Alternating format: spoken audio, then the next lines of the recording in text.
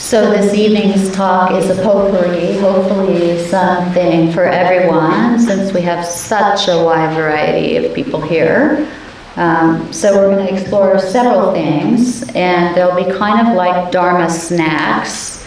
I got the phrase from Jen. I think it's just beautiful, a little Dharma snack. Snack. So we have several little topics that I think will help, especially our new practitioners, really get a sense about what we're doing. Yeah. So the first thing we'll talk about is some historical background on the origin of mindfulness, the main discoverer. So we'll talk a little bit about the discoverer. We'll talk about why we're doing this mindfulness thing anyway. We did have a survey that, we can share maybe some of the results, why we're here, We'll talk about what mindfulness is and what it isn't.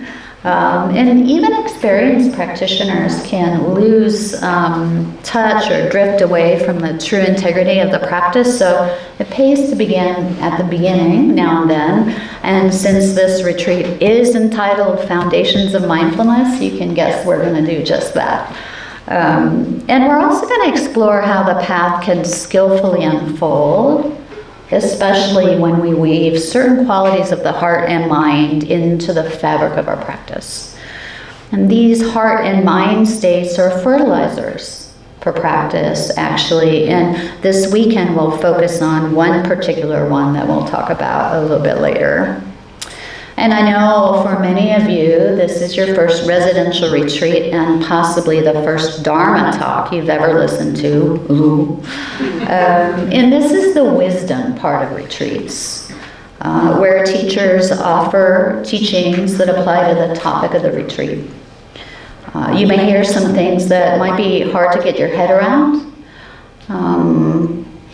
or maybe some things you want to take notes on. And it's fine to take a note or two, but at the same time, try to just absorb it all as best you can without feeling the need to understand every single bit of it right now. Yeah. So first things first, before we go any further, we need to give credit where credit is due, and the first mindfulness teacher would be Siddhartha Gautama, who became the Buddha.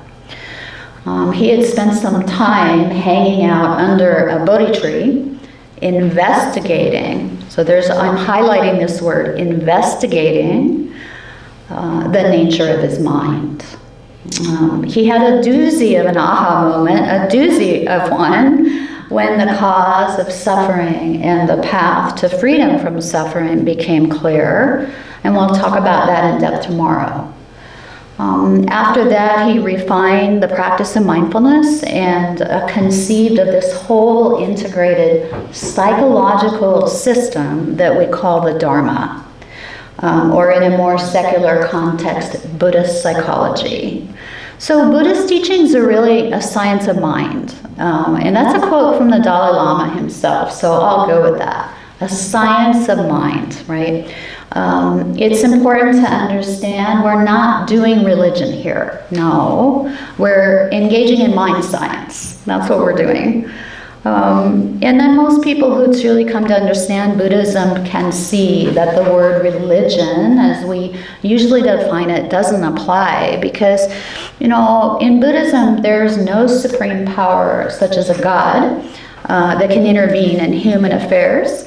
No one tells you what to believe. In fact, you're encouraged to curiously investigate, there's that word again, your own moment-to-moment experience to see for yourself what's true or not true.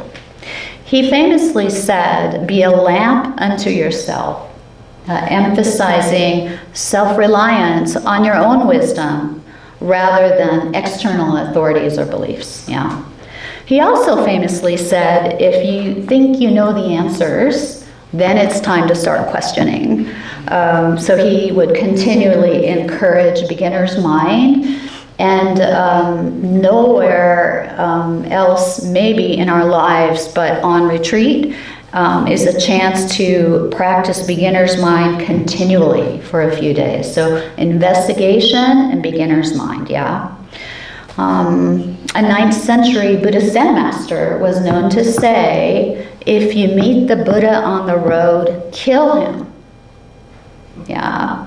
And in fact, one of the most pivotal books I read in graduate school bore that title. If you meet the Buddha on the road, kill him. Now, that was a few decades ago, and I remember loving the book, but I don't remember anything about it. It must be about this talk I'm giving right now, but I actually don't remember it. I think I still have it torn up somewhere, but... and of course, we don't take that literally. We're not killing the Buddha, but again, the idea is to provoke us to discard preconceived beliefs, as well as reliance on external authority. That we should discover the truth for ourselves. Another interpretation of that phrase means not to worship the Buddha, or that you already are the Buddha. And remember, we spoke about that earlier during the refuges, about our own inner wisdom and compassion that's always inside us. So we truly are already Buddhas, every one of us. Yeah. So the only focus of the Buddha was what, when we do it, frees us from suffering. That was his mission, and ours as well, I think. In my own work as a psychotherapist, I've been exposed to almost every technique there is, except maybe some of those trendy microdosing of mushrooms treatments that are all the rage these days. But in 30 years' time, I've never seen any method of psychological treatment be any more successful at promoting lasting ease and well-being than this beautiful, beautiful path that we call the Dharma. Yeah. I consider the Buddha to be the world's first clinical psychologist. Yeah. So that's an origin story about Buddhism, and that was the first Dharma snack.